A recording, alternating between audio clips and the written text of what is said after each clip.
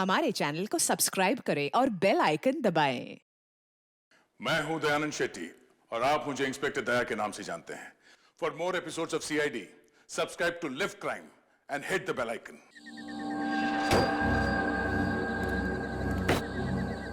आज का दिन ही खराब है। एक तो ड्राइवर ने छुट्टी ले ली, उसके ऊपर से फोन का नेटवर्क नहीं लग रहा है। क्या करूं? एयरपोर्ट के लिए लेट हो रहा हूं मैं। यहाँ तो कोई टैक्सी भी नहीं दिखाई दे रही है। रोको रोको रोको!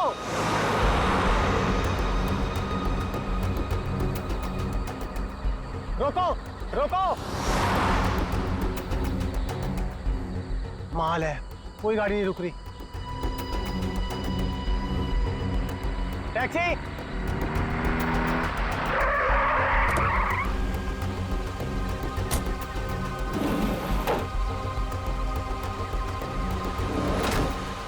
डोमेस्टिक एयरपोर्ट चलोगे?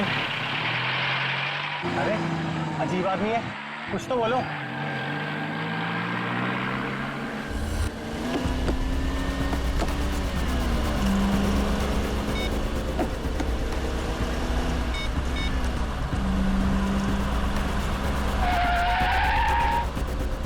ओ भाई साहब, जरा गाड़ी आराम से चलाओ। मैं आपसे बात कर रहा हूँ। अरे ये कौन से रास्ते से ले जा रहे हो मुझे? एयरपोर्ट तो दूसरी तरफ है ना। रोको रोको गाड़ी, अभी के अभी गाड़ी रोको। लगता है तुम ऐसे नहीं मानोगे। अभी पुलिस को फोन करता हूँ।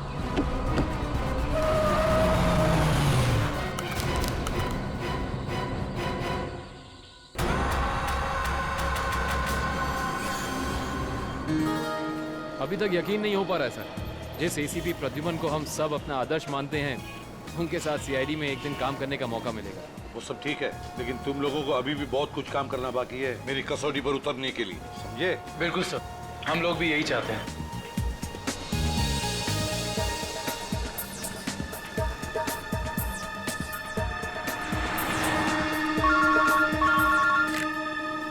हेलो, एसीपी प्रद्युमन यहाँ। लाश कहाँ पर? ठीक है। क्या हुआ सर? एक लाश मिली है मदोरी बीच पर। बच्चा कहाँ गया? आदमी भी उसके पीछे था। यहाँ ले रख दो। सर कटी लाश, बॉडी जिस तरह से सड़ी है, लगता है मौत 2-3 दिन पहले हुई है। जी सर, खूनी ने खून करके लाश को समंदर में फेंक दिया होगा और फिर इन लहरों के जरिए बहकर लाश। कपड़ों से तो लगता है किसी अच्छे घर का आदमी है। निखिल, जरा मिसिंग पर्सन ब्यूरो में फोन करो और पता लगाओ 2-3 दिन में कितने लोग गायब हुए हैं। हाँ, कौन लोग हैं, कहां से गायब हुए हैं, ठीक है? इस शरीर पर जो घाव दिख रहे हैं, ये सारे घाव लगता है वहां पर जो सारे पत्थर है ना, उनकी वजह से हुए हैं।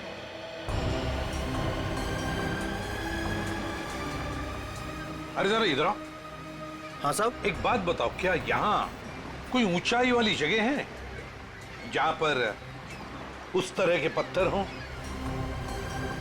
हाँ साहब, है ना। यहाँ से 5 किलोमीटर की दूरी पर ऐसी एक पहाड़ी है। 5 किलोमीटर की दूरी पर? ठीक है, थैंक यू। 5 किलोमीटर की दूरी पर पहाड़ी है। कभी एक काम करो, इस लाश को फोरेंसिक लैब भेज दो और इस आदमी ने जो जगह बताई है वहां जाकर के अच्छी तरह से पूछताछ करो, पता लगा, देखो कुछ पता चलता है क्या। कोई ना कोई सुराग तो जरूर मिलेगा। Yes sir.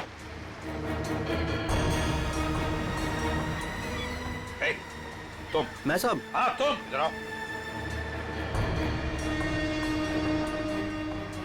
आज दोपहर को तुम ही थे ना सिप एंड डाइन होटल के बाहर? नहीं तो साहब। नहीं क्या? एक स्कूल जाने वाले बच्चे के पीछे लगे थे तुम?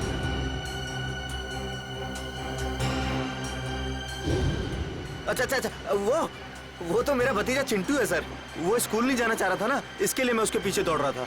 वो स्कूल नहीं जाना चाहता था, इसलिए तुम उसके पीछे दौड़े थे? जी सर। कहाँ रहते हो तुम? सर यहीं सामने एक चौल है, वहीं रहता हूँ सर। चिंटू होगा वहां पर? जी सर। चलो दिखाओ। आइए सर। सर यही हमारा चौल है। आइए सर, आइए इधर। सर यही है चिंटू। चिंटू बेटा, ये सीआईडी से एसीपी अंकल है, आपसे मिलने आए हैं। हेलो बोलो। हेलो। चिंटू, बड़ा प्यारा नाम है तुम्हारा। स्कूल जाते हो ना, पढ़ाई करते हो? अच्छा चिंटू बेटा, एक बात बताओ, तुम्हें क्या क्या पसंद है? कोई मिठाई पसंद है या स्वीट्स पसंद है या चॉकलेट्स पसंद है या बिस्किट पसंद है? क्या पसंद है? चॉकलेट। चॉकलेट पसंद है? अरे बाप रे, अब तो मुसीबत हो गई। अब तुम्हें चॉकलेट कैसे दें? चलो कोई बात नहीं, कुछ जादू करके देखते हैं। आओ मंत्र जादू मंत्र छू मंत्र छू मंत्र छू। आ गया ना चॉकलेट? ये लो चॉकलेट चिंटू के लिए। अच्छा चिंटू, और एक बात बताओ, आज सुबह, मेरा मतलब 1-2 घंटे पहले जब तुम स्कूल जा रहे थे तो तुम MI रोड पर भागे जा रहे थे, है ना? क्यों भाग रहे थे? वो सर मैं बता रहा था ना, इसे स्कूल नहीं जाना था। आप जरा चुप रहिए, ये मुझे चिंटू बताएगा, है ना चिंटू? क्यों, तुम्हें स्कूल जाना अच्छा नहीं लगता? ऐसी तो कोई बात नहीं है। नहीं ना, अगर कोई भी परेशानी हो तो मुझे बता देना। लेकिन एक बात कहूँ, स्कूल जाना चाहिए, बहुत पढ़ना चाहिए, बड़ा होना चाहिए और बड़े बनकर अच्छे इंसान भी बनना चाहिए, है ना? और चिंटू, तुम्हें जब भी कभी भी तुम्हारे इस ACP अंकल की जरूरत पड़े ना, तो मुझे मेरे इस कार्ड पर फोन करना, मैं तुरंत आ जाऊंगा। मैं चलो, गुड बॉय, बाय बेटा, बाय।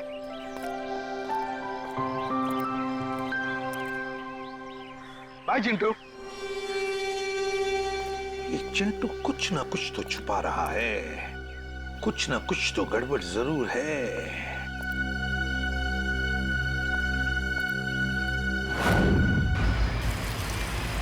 श्रेया गाड़ी रोको, 1 सेकंड रुको।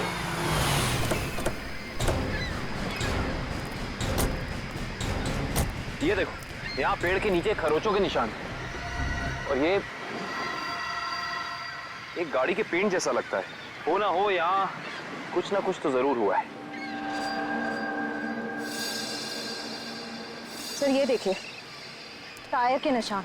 हो सकता है वो मरने वाला गाड़ी में ही होगा और फिर गाड़ी यहाँ से नीचे गिर गई। आई सी, यहाँ भी निशान है, लेकिन यहाँ घसीटने के भी निशान है। ये देखो, यहाँ से लेके पूरे वहां तक ये घसीटने के निशान। तो कोई और ही कहानी बयां कर रहे हैं श्रेया। मतलब खूनी ने पहले लाश को यहाँ से घसीट कर नीचे फेंका और उसके बाद उसकी गाड़ी को यहाँ से, मतलब वो खून को दुर्घटना का रूप देना चाहता था। खूनी इस खून को दुर्घटना दिखाना चाहता था, फिर उसे लाश का सिर काटने की जरूरत क्या थी? ये जवाब तो हमें सिर्फ उस गाड़ी से ही मिल सकता है। करण, गोताखोरों का इंतजाम करो। कुछ भी हो जाए, हमें ये गाड़ी इस समुंदर से बाहर निकालनी ही होगी। देखो कोई और सुराग मिलता है कि नहीं।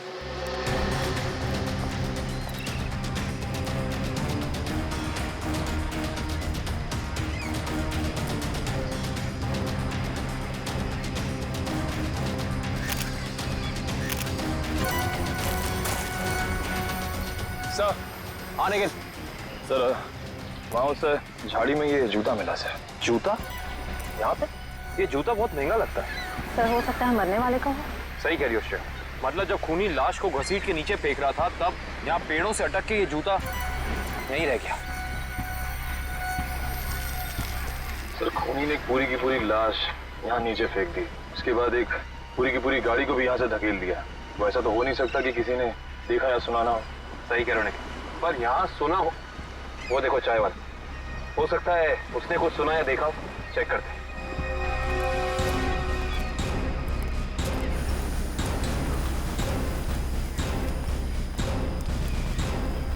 हम लोग CID से हैं। CID? हाँ, वो कल रात में यहाँ एक खून हो गया है पीछे ज्वाला रोड पे। उसके बारे में पूछताछ करनी थी।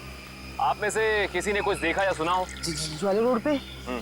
नहीं साहब, हम लोग तो ज्वाला रोड पे जाते ही नहीं है। क्यों? क्या अक्सर वहाँ पे ऐसी घटनाएं होती रहती हैं क्या? हाँ, मगर ये घटना कोई इंसान नहीं, वो आत्मा करती है। टैक्सी वाली आत्मा। टैक्सी वाली आत्मा? हाँ साहब, सुना है एक आत्मा टैक्सी चलाती है जो भोले भाले इंसानों को गाड़ी में बैठाकर उन्हें मार डालती है। ज्वाला रोड पर रात को टैक्सी बैठना मौत को दावा देने जैसा है। कैसी बातें कर रहे हैं? इस सदी में भी ऐसी अंधविश्वास की बातें? नहीं साहब, ये अंधविश्वास नहीं है। 3 दिन पहले मैंने खुद अपनी आंखों से देखा है।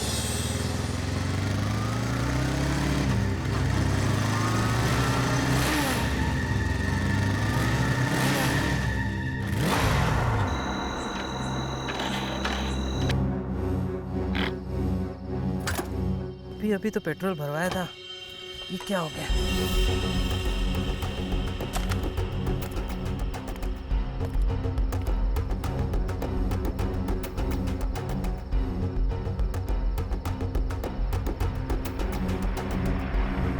Taxi taxi. ये क्या, बिना ड्राइवर की टैक्सी? ये कैसे हो सकता है? देखिए भाई साहब, ये आपका कोई वहम होगा।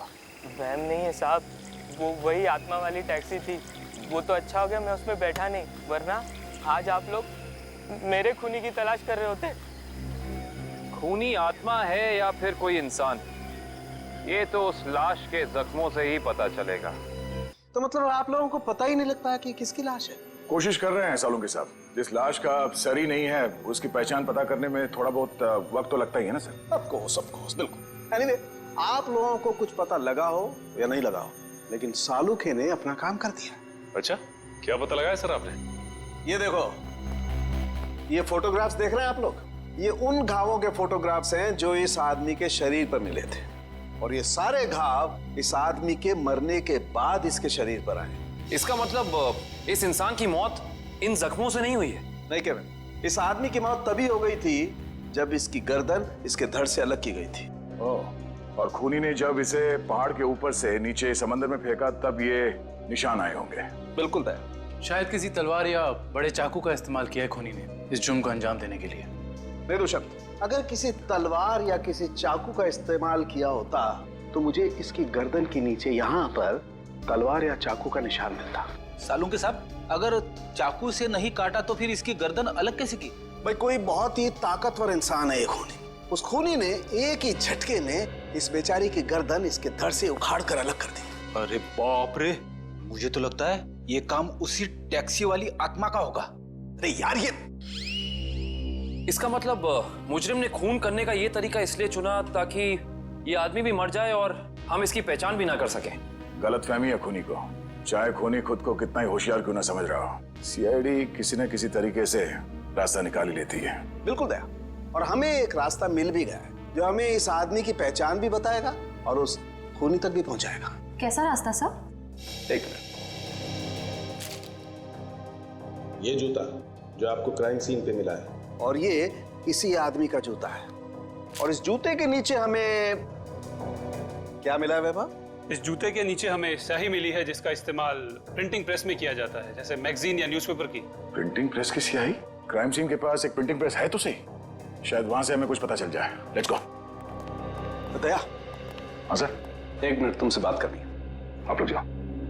क्या हुआ सर, कुछ कहना बाकी रह गया क्या? हाँ दया, ये यार एक कार्ड तुम अभिजीत को दे देना। क्या है सर, मैं खोल के देखूं? हाँ देख लो।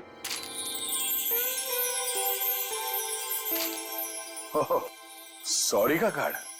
हाँ यार, वो एक्चुअली क्या है, पिछले केस में मैंने अभिजीत को कुछ ज्यादा ही उल्टा सीधा बोल दिया यार, so you know I am feeling. हाँ सर, ये बात तो है। तो कोई नहीं सर, हो जाता है कभी कभी ऐसा। नहीं यार, पर होना नहीं चाहिए। Abhijeet is very sweet, you know. तुम यार दे देना, एक कार्ड दे देना। सर ये काम आप खुद क्यों नहीं कर लेते? अरे नहीं यार दया, मैं उसके सामने ये सब बोल नहीं पाऊंगा यार। तुम मेरा इतना सा काम नहीं कर सकते यार दया। नहीं सर, आपका ये काम हो जाएगा। थैंक यू दया। कल तूने पीपे कार की रेस देखी? यार लाल वाली गाड़ी ना एकदम हवा से बातें कर। मुझे काली गाड़ी का ड्राइवर ना बहुत ज्यादा अच्छा लगा। बस 15 सेकंड पहले उसकी गाड़ी बिगड़ती नहीं ना, रेस तो वही जीतता। क्या बात है, लगता है आप लोगों को कार रेसिंग देखने का बहुत शौक है। थोड़ा बहुत है, लेकिन आप लोग कौन है? सीआईडी। सीआईडी? बोलिए सर, हम आपकी क्या मदद कर सकते हैं? आप लोग कोई ब्रोशर वगैरह छपवाना चाहते हैं क्या? जी नहीं, ऐसी कोई बात नहीं। हम लोग एक खून के सिलसिले में यहाँ पे आए हैं। खून? हाँ खून। दरअसल हमें यहाँ पास के समंदर में एक लाश मिली है जिसका सर कटा हुआ है। बाप रे। जी, और ये उसी लाश का जूता है जिस पर प्रिंटिंग प्रेस में इस्तेमाल होने वाली स्याही लगी है, और ये वही स्याही है जिसका इस्तेमाल आप लोग करते हैं अपनी अखबार छापने के लिए। हमारे यहाँ तो कोई इस तरह का जूता नहीं पहनता सर। पर शायद इस तरह का कोई आदमी आया हो 2-3 दिन पहले जिसने ऐसे जूते पहने हो। कुछ याद है तुम लोगों को? देखो, ध्यान से सोच के बताओ, और ये फोटो को ध्यान से देखो। इस तरह के कपड़े पहने थे उसने, कुछ याद है? शुक्रवार के दिन कुछ लोग आए थे जिन्होंने इस तरह के कपड़े पहने हुए थे। अच्छा, कौन लोग थे ये? वीबिज कॉर्पोरेट्स करके एक कंपनी है जो हमारी इस प्रिंटिंग प्रेस को खरीदना चाहती है, इसी सिलसिले में। ओह, वी बिज कोऑपरेट।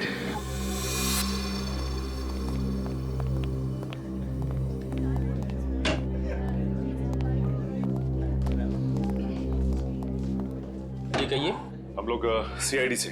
सीआईडी हमारे ऑफिस में? जी, शायद आपके ऑफिस में से किसी का खून हुआ है, उसी की तहकीकात हमें यहाँ ले आई। किसका खून हुआ सर? यही तो पता करना है। क्यों, आप लोगों को नहीं मालूम है किसका खून हुआ? जी नहीं, क्योंकि उस लाश का सर गायब था। लाश का सर गायब था? ये इतनी बेरहमी से कत्ल? जी हाँ, और हमें शक है कि जिस आदमी का खून हुआ है वो इसी ऑफिस में काम करता था। करण सर, ये है उस आदमी का जूता, पहचानते हैं आप लोग? ये तो अविनाश जी का जूता है, पिछले हफ्ते ही बनवाया था उन्होंने। और इस तरह के कस्टमाइज्ड डिजाइनर जूते तो वही पहनते हैं। खून हो गया उनका? मुझे तो यकीन ही नहीं हो रहा है। लगता तो ऐसे ही है। अच्छा ये बताइए कि क्या शुक्रवार की रात अविनाश बिंजलपुर की प्रिंटिंग प्रेस में गया था? हाँ, हम सब लोग साथ में गए थे, लेकिन 10 बजे वहां से निकल गए थे। अच्छा, अविनाश ने वहां से कोई टैक्सी वगैरह ली थी क्या? जी नहीं, उन्होंने कोई गाड़ी नहीं ली थी, वो तो अपनी गाड़ी से गए थे। इस अविनाश की किसी से कोई दुश्मनी वगैरह? जी उन्होंने कोई बताया तो नहीं था, लेकिन पिछले कुछ दिनों से उन्हें धमकी भरे फोन आ रहे थे। कौन कर रहा था? जी उन्होंने मुझे इसके बारे में कुछ नहीं बताया था, और ना ही पुलिस में कोई कंप्लेन की थी, लेकिन मुझे लगता है ये उसी का काम होगा। ठीक है दिव्या, ये मोबाइल कंपनी में फोन करके पता करो अविनाश की कॉल रिकॉर्ड्स। Yes sir. ये अविनाश रहता कहाँ था? अविनाश जी का घर यही है ना? हाँ हाँ, ऑफिस वालों ने तो यही एड्रेस दिया था।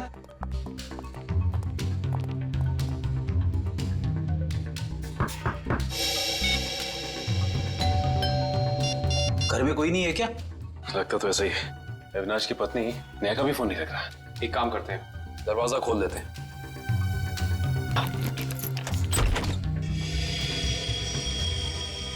वाकई घर में कोई नहीं है।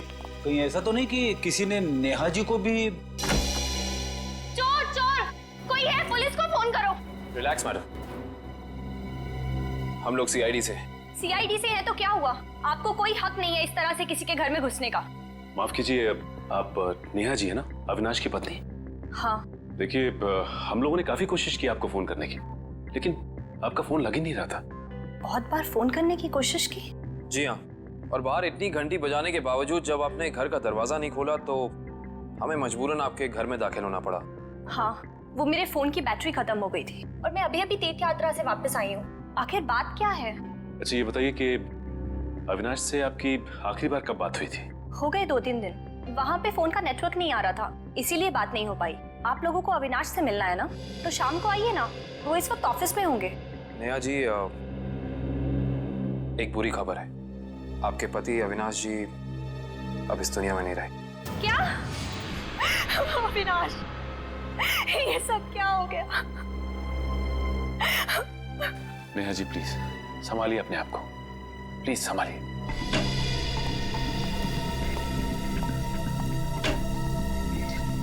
नेहा जी, अविनाश जी के ऑफिस वालों ने हमें बताया है कि पिछले कुछ दिनों से उन्हें धमकी भरे फोन आ रहे थे। आपको कुछ पता है इसके बारे में? नहीं, अविनाश ने मुझे इस बारे में कभी कुछ नहीं बताया।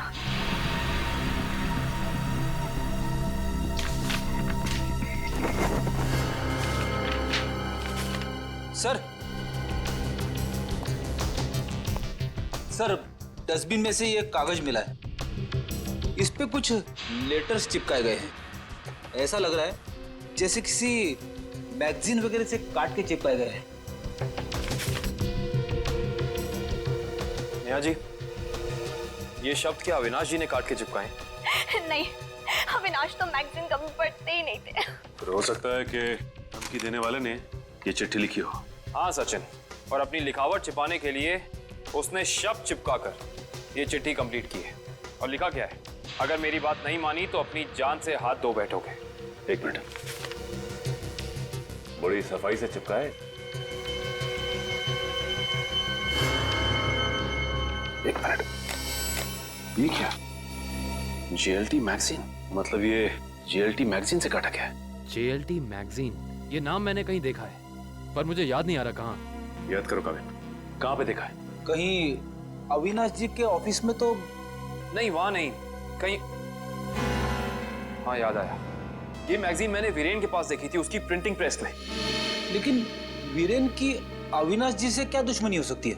रेडी, अविनाश की कंपनी वो प्रिंटिंग प्रेस खरीद रही थी, तो हो सकता है प्रिंटिंग प्रेस के मजदूरों को लगा हो कि उनकी नौकरी खतरे में है। और जैसे ही अविनाश जी प्रिंटिंग प्रेस से बाहर निकले, वीरेन ने उन्हें ओ आई सी, इस वीरेन से दोबारा मिलना पड़ेगा।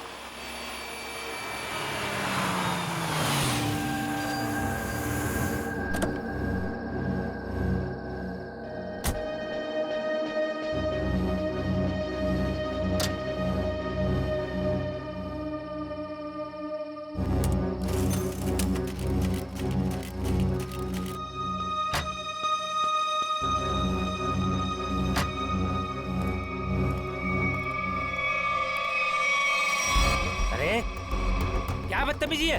चेहरे पे लाइट क्यों मार रहा है?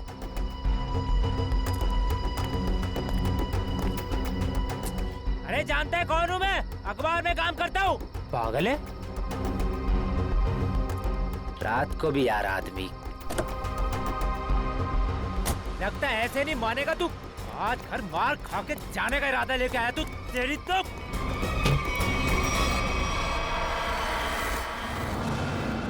कहाँ भाग गया?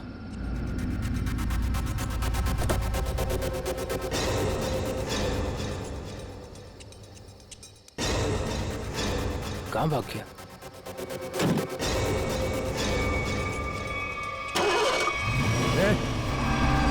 टैक्सी में तो कोई नहीं है, लेकिन अपने आप स्टार्ट कैसे हो गई? मेरे ऊपर क्यों चला रहा है? बचाओ! लेके जा यार! रोक ले! मेरे ऊपर! तू रोक ले!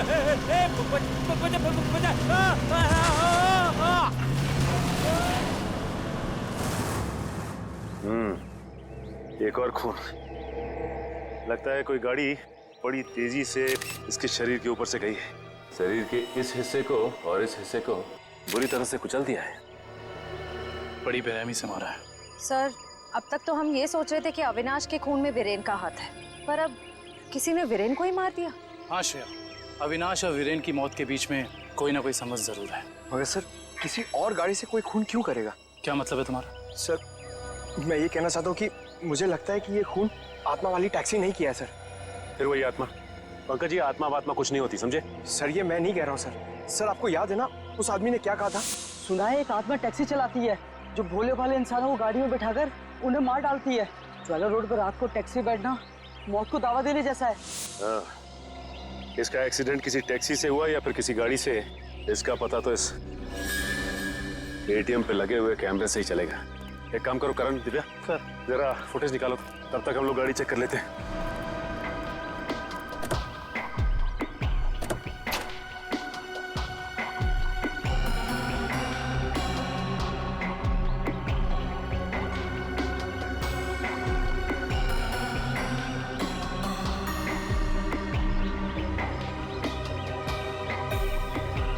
ये क्या है? ये देखो, ये वीरेन किसी जीवन साइकेट्रिक फैसिलिटी में गया था। हो सकता है वीरेन वहाँ किसी साइकेट्रिस्ट से काउंसलिंग वगैरह करवा रहा हो। हो सकता है। Sir, CCTV footage. देखते हैं सीडी में क्या है। एक काम करो, गाड़ी में से लैपटॉप ले आओ।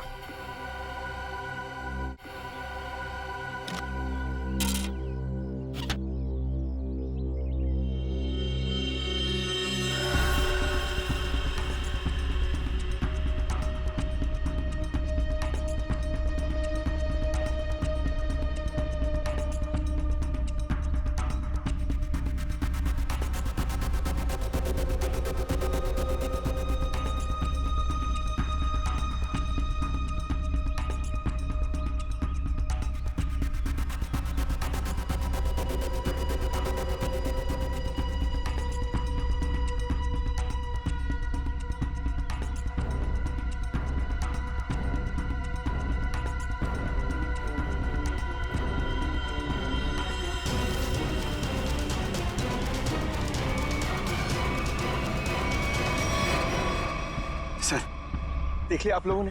मैं कहता था ना, आत्मा वाली टैक्सी। जरा ड्राइवर सीट पे जूम इन करो।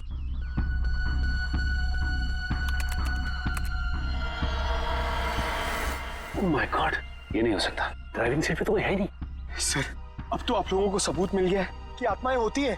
पंकज, ना तो आत्माएं होती हैं और ना ही कोई दूसरी दुनिया। ये कुछ और ही है, कुछ और ही।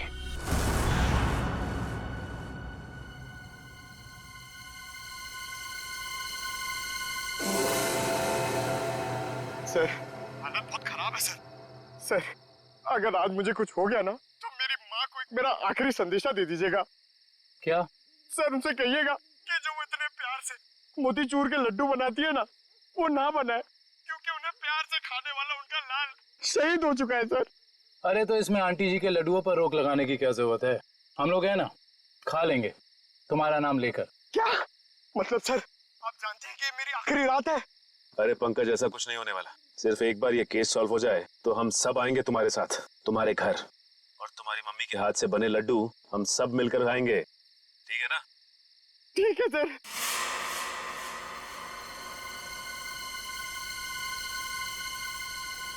पंकज, शायद कोई आ रहा है। हे भगवान, सर,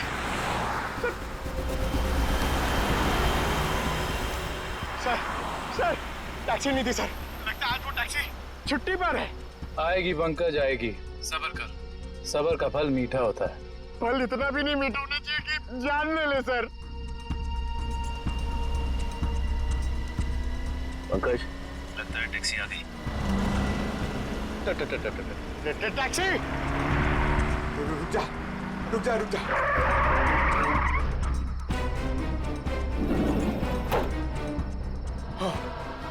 थैंक गॉड, इस टैक्सी में ड्राइवर है। चलो भैया।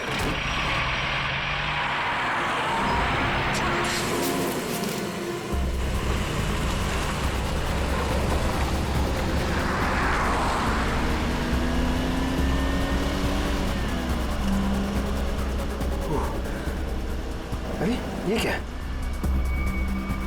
अरे भाई साहब, ये ड्राइवर! सर! सर, इस गाड़ी में ड्राइवर नहीं है! सर! सर! सर, इस गाड़ी में ड्राइवर नहीं है!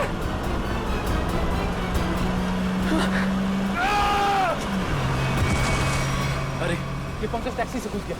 ओह माय गॉड, इसे चोट न लगी।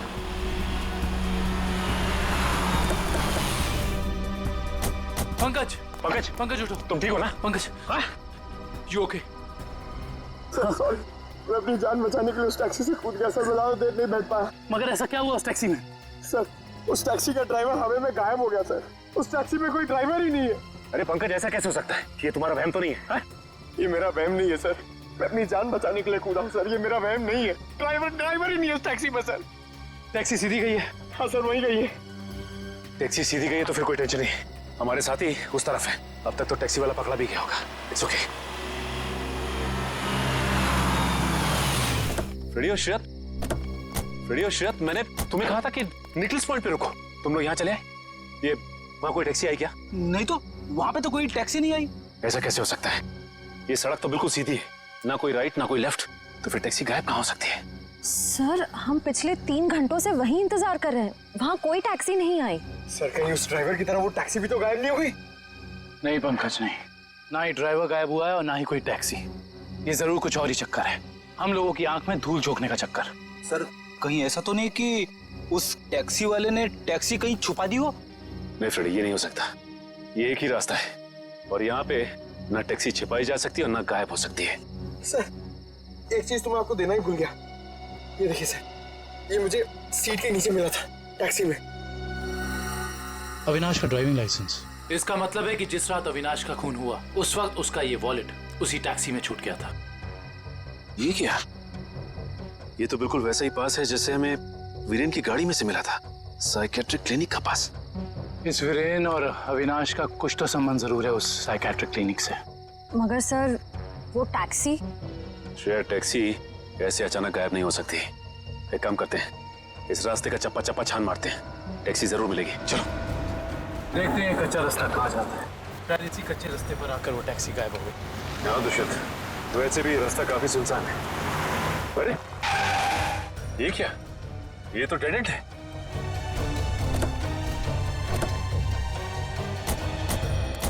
अगर टैक्सी यहाँ से गई भी होगी तो यहाँ से आगे नहीं जा सकती। लगता तो यही है। यहाँ तो आगे बस ये दीवार। एक मिनट, ये देखो दुष्यंत, टायर के निशान। ये दीवार के पास आके खत्म हो जाते हैं। ये बात तो है। दुष्यंत, इस दीवार के पीछे जरूर कोई ना कोई खुफिया रास्ता है। हो सकता है सचिन, और ये भी हो सकता है कि यहाँ कोई खुफिया बटन या लेवर हो जिससे ये दीवार हट जाए और हमें वो जगह दिख जाए जहाँ वो टैक्सी गई है।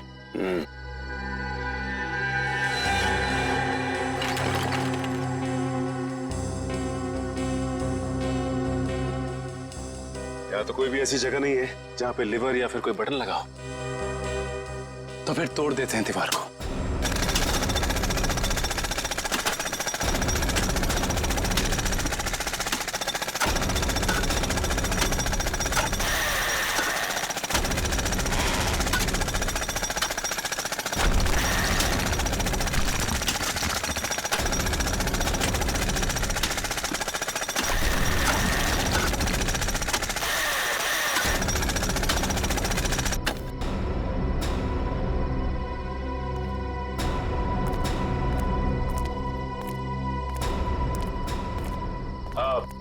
तुम लोग जा सकते हो। Thank you.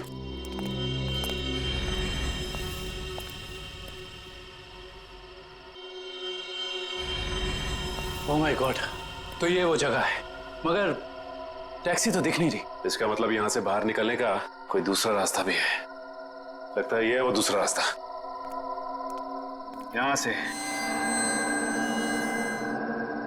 बहुत प्लानिंग के साथ किए जा रहे हैं ये काम, और इसी प्लानिंग की कोई ना कोई कड़ी हमें यहाँ जरूर मिलेगी।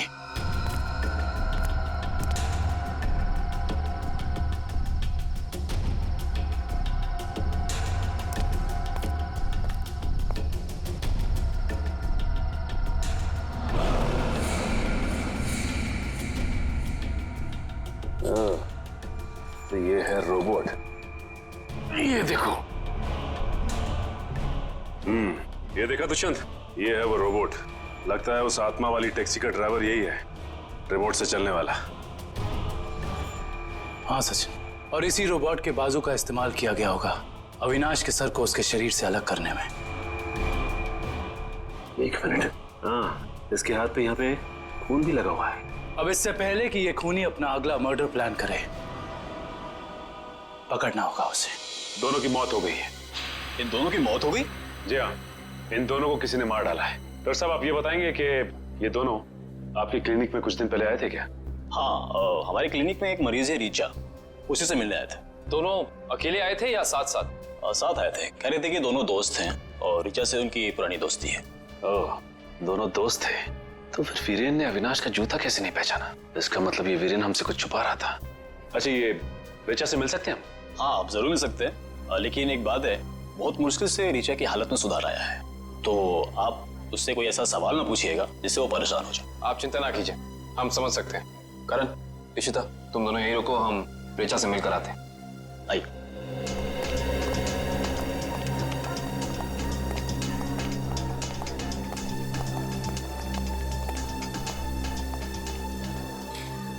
रीचा, रीचा देखो तुमसे कौन मिलने आया है। हेलो रीचा, मेरा नाम काविन है, ये सचिन है और ये फ्रेडी। हम तीनों सीआईडी के लिए काम करते हैं। सीआईडी? जी हाँ ऋचा जी, इन फोटोज को ध्यान से देखिए। इन्हें पहचानती हैं? ये आपके दोस्त अश्विन और ये वीरेन। वो ये दोनों कुछ दिन पहले आपसे मिलने आए थे ना? नहीं। देखिए ऑफिसर, मुझे नहीं लगता है कि रीचा आपके सवालों का जवाब दे पाएगी। प्लीज डॉक्टर, खूनी तक पहुंचने के लिए हमारा रीचा जी से बात करना बहुत जरूरी है। खूनी? हाँ ऋचा, खूनी। तुम्हारे इन दोनों दोस्तों का खून हो गया है। इसके बारे में कुछ बता सकती हो हमें?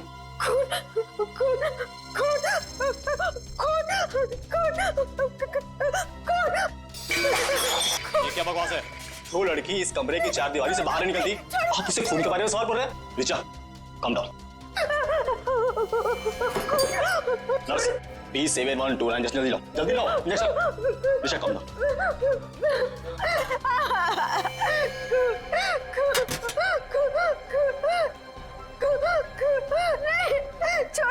छोड़ो मुझे।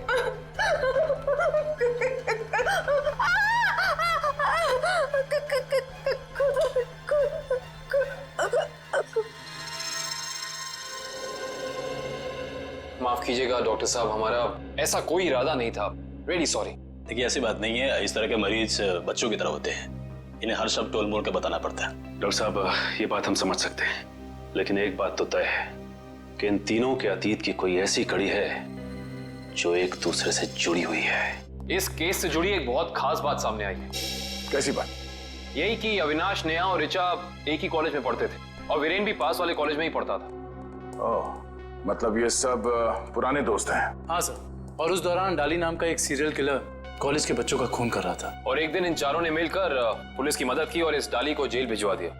ओह, तो शायद हो सकता है ये सारे खून डाली कर रहा। यस सर, 2 महीने हो गए उसे जेल तोड़कर भागे हुए, पर अभी तक वो पुलिस के हाथ नहीं लगा है। ये अविनाश और वीरेन तो मारे गए हैं, वो अगला शिकार या तो ऋचा है या फिर नेहा। श्रेया, इस ऋचा के क्लिनिक में फोन करो, उसे चौकन्ना रहने के लिए कहो, जल्दी। दुष्यंत, नेहा को फोन लगाओ, जल्दी।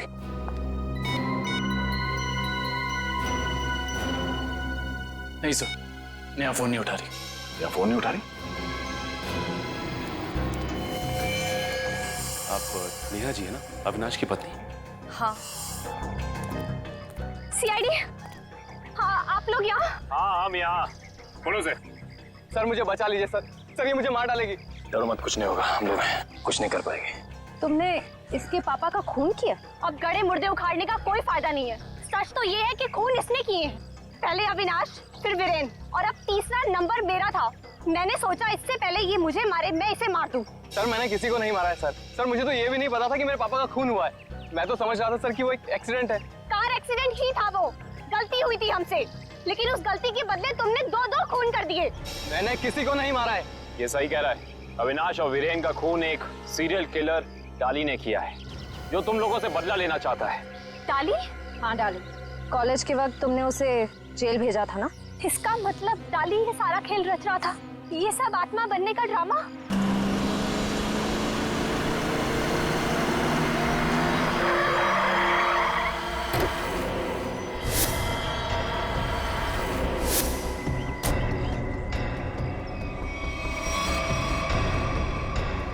पापा आप, ये कैसे हो सकता है? वो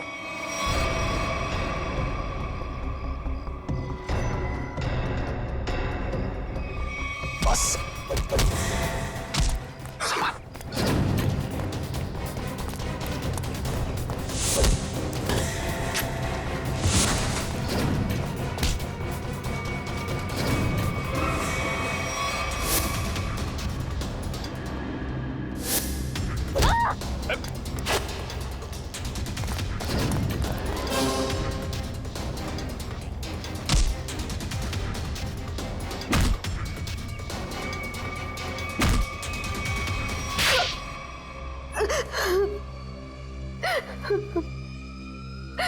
क्यों किया तुमने ये सब?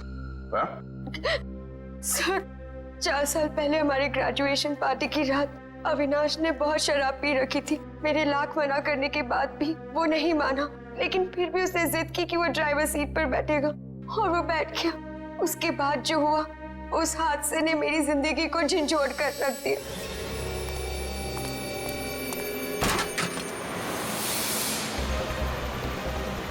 गाड़ी मुझे चलाने तो तुमने बहुत पी रखी है। डरो मत ऋचा, पीने के बाद मैं और भी सेफ गाड़ी चलाता हूँ।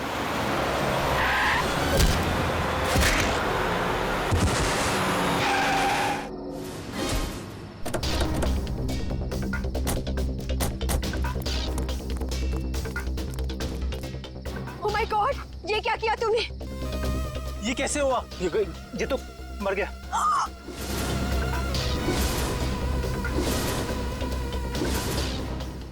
अविनाश, तुमने इसकी जान ले ली। कहा था ना तुम्हें, मुझे गाड़ी चलाने दो। ऋचा प्लीज, मैंने इसे जानबूझ के नहीं मारा है। प्लीज अपनी गलती पर पर्दा डालने की कोशिश मत करो, हमें पुलिस को बुलाना होगा। तुम्हारा दिमाग खराब हो गया? अगर पुलिस आई तो हम सबके सब अंदर जाएंगे। सब क्यों जाएंगे? सिर्फ अविनाश जाएगा। क्या तुम अपने दोस्त को जेल भिजवाओगी? दोस्ती अपनी जगह और कानून अपनी जगह। कोई पुलिस नहीं बुलाएगा, तुम्हारी बेवकूफी की वजह से सबकी जिंदगी खराब हो सकती है। अगर हम पुलिस को नहीं भी बुलाएंगे तभी पुलिस को पता चल जाएगा। किसी को कुछ पता नहीं चलेगा। अब एक काम करते हैं, इसकी लाश को टैक्सी में डालते हैं और टैक्सी को खाई में धक्का दे देते हैं। ये राज हमेशा हमेशा के लिए यहीं दफन हो जाएगा। क्या? एक टैक्सी वाले का खून कर दिया तुम लोगों ने? हाँ सर, मेरे लाख समझाने के बाद भी उन तीनों ने अपने आप को कानून के हवाले नहीं किया। उन्हें डर था कि उनका सुनहरा भविष्य शुरू होने से पहले ही खत्म हो जाएगा। और तुम इस हादसे से उभर नहीं पाई, तुम्हें साइकेट्रिस्ट फैसिलिटी ज्वाइन करनी पड़ी। हाँ, क्योंकि मेरा दिल उन तीनों की तरह पत्थर का नहीं। आज भी उस टैक्सी ड्राइवर की मौत का बोझ मेरे जमीर को कचोटता रहता है। अगर इतनी तकलीफ हो रही थी तुम्हें, तो तुम सीआईडी के पास क्यों नहीं आई मदद के लिए? हा? मैं आना चाहती थी, मगर जब मैं नेहा के पास गई तो इन तीनों ने मुझे धमकी दी कि अगर मैं आप लोगों के पास आई तो वो लोग मुझे भी मार डालेंगे। अच्छा, तब भी तुमने सीआईडी के पास आना ठीक नहीं समझा? मेरे डैड एक वर्ल्ड क्लास रिसर्चर थे। उन्होंने एक नई तकनीक का आविष्कार किया था जिससे गाड़ियां रिमोट कंट्रोल की मदद से चलाई जा सकती है। अच्छा, इसलिए बदला लेने के लिए तुमने एक ऐसी टैक्सी का इस्तेमाल किया जो रिमोट से चलती है, जिसमें एक रोबोट बैठा था। हाँ, जैसे मेरी जिंदगी भी एक टैक्सी की वजह से बर्बाद हो गई, उन तीनों का भी अंत उस टैक्सी की वजह से ही हो। मगर जब हमारा ऑफिसर पंकज टैक्सी में बैठा था, तब तुमने उस रोबोट को गायब कैसे किया? पेनिटली हुआ केमिकल के जरिए। उसका असर इतना खतरनाक होता है कि खुद ब खुद देखते ही देखते अपने आप चीजें नष्ट हो जाती है, कुछ कुछ एसिड की तरह। बहुत लंबी प्लानिंग की थी तुमने खून करने की, मगर क्या फायदा हुआ? हा? पकड़ी गई ना। अगर पहले सीआईडी के पास आती मदद के लिए तो शायद तुम्हें फांसी नहीं होती। हाँ, क्या बन? कुछ पता चला? सर, उस बच्चे चिंटू के बारे में सब कुछ पता चल गया है। क्या? उसके माँ बाप गांव में रहते हैं, लेकिन बेहतर पढ़ाई के लिए उसके माँ बाप ने उसके चाचा के घर शहर भेज दिया। लेकिन पैसे के लालच में इस चाचा ने उस बच्चे से बाल मजदूरी कराना शुरू कर दिया। चाचा चिंटू से बाल मजदूरी करवाता है? बाल मजदूरी? तो फिर ऐसे चाचा की एक ही जगह हो सकती है, एक ही जगह, काल कोठरी। तुझसे बड़ा सुस्त और आलसी लड़का तो मैंने देखा नहीं। चल काम कर। मुझे काम नहीं करना, मुझे स्कूल जाना है। बेटा, स्कूल जाने के लिए फीस की जरूरत होती है और तेरे चाचा के पास कोई पैसों का पेड़ नहीं है। और सुन, अगर यहाँ से फिर से भागने की कोशिश की तो मुझसे बुरा कोई नहीं होगा। मुझे काम नहीं करना है। सीपी अंकल ने कहा था मुझे रोज स्कूल जाना चाहिए। स्कूल जाएगा? बड़ा है स्कूल जाने वाला। तेरी तो गंदे नाले के कीड़े बच्चे पे हाथ उठाता है। हाँ? अरे तुम कहाँ भाग के जा रहे हो चाचा जी? तुम्हें तो जेल में जाकर पत्थर तोड़ने हैं। आजा, करेक्ट, ले जाओ इन दोनों को। थैंक यू सीपी अंकल, मुझे यहाँ काम करना बिल्कुल अच्छा नहीं लगता था। देखो चिंटू बेटा, तुम्हें कोई काम करने की जरूरत नहीं है, समझे? तुम स्कूल जाओगे, अच्छी तरह से पढ़ाई करोगे और बड़े बन जाओगे। और सिर्फ तुम ही नहीं, तुम्हारे सारे दोस्त भी, और उन सब का ख्याल हम रखेंगे, है ना? तो बताओ, खूब खूब पढ़ाई करोगे ना? हाँ, मैं बड़ा होकर आपकी तरह एक सीआईडी ऑफिसर बनूंगा और जिम को मिटा दूंगा। अरे वाह! चलो, इस बात पर हम तुम्हें चॉकलेट खिलाएंगे और चाहिए तो आइसक्रीम भी खिलाएंगे, और जो कुछ मांगोगे वो सब देंगे, तुम्हें भी और तुम्हारे इन दोस्तों को भी। चलो बच्चों, चलो इन्हें ले चलो।